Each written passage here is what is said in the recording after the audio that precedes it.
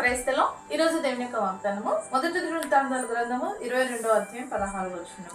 నీవు పని పూనుకొనుము, యెహోవా నీకు తోడుగా ఉండును. దేవుడి వాక్యం నిలిచిన గాక. ఆమేన్.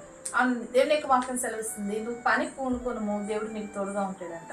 చాలాసార్లు మనం ఏదైనా పని చేయాలనుకో, పని చేయకుండానే ఈ పని జరిగిద్దా జరగదా, ఎలా అవుతుంది, అయ్యిద్దో అవ్వదో, ఎందుకు కష్టపడటం, ఎందుకు ఈ పనిలో ముందుకు వెళ్ళటము, సైలెంట్గా ఉంటే అయిపోతుంది కదా అనుకుంటాం. కానీ దేవుని యొక్క వాక్యం సెలవుస్తుంది, నువ్వు ఏదైతే చేయాలనుకుంటున్నావో పని పూనుకో, దేవుడు తోడుగా ఉంటాడు.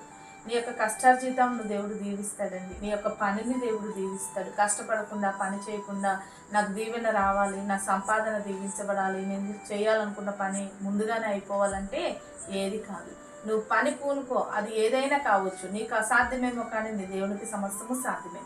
నువ్వే పని అయితే చేయాలనుకుంటున్నావో దేవుడు చెప్తున్నాడు, ఆ పని పూనుకొని చెయ్యి, దేవుడు నీకు తోడుగా ఉండి నిన్ను నడిపిస్తా అంటున్నాడు. కాబట్టి నీ యొక్క పనుల విషయంలో కృంగిపోయేవారు కాక, ఆధారపడేవారు కాక, పనుల విషయంలో ముందుకు వెళ్ళండి. ఏ పనులు అయితే చేయాలనుకుంటున్నారో, ఏ పనులు అయితే తలపెట్టాలనుకుంటున్నారో అవి దేవునికి అప్పగించండి. దేవునికి అప్పగించి ముందుకు వెళ్ళండి. మిమ్మల్ని నడిపించేవాడు దేవుడు, నీకు సహాయం చేయవాడు దేవుడు, మిమ్మల్ని బలపరచేవాడు దేవుడు, నీ పనులు సక్సెస్ చేయవాడు దేవుడు అయినాడు. కాబట్టి నువ్వు ఏ పని అయితే పూనుకుంటున్నావో అది దేవునికి అప్పగించి ముందుకు కొనసాగు. దేవుడు నిన్ను నడిపించి దాంట్లో విజయం ఇస్తాడు. అట్రీతిగా నువ్వు తలపెట్టిన ప్రతి పనిలో దేవుడు విజయంలో కలుగు చేయను గాక.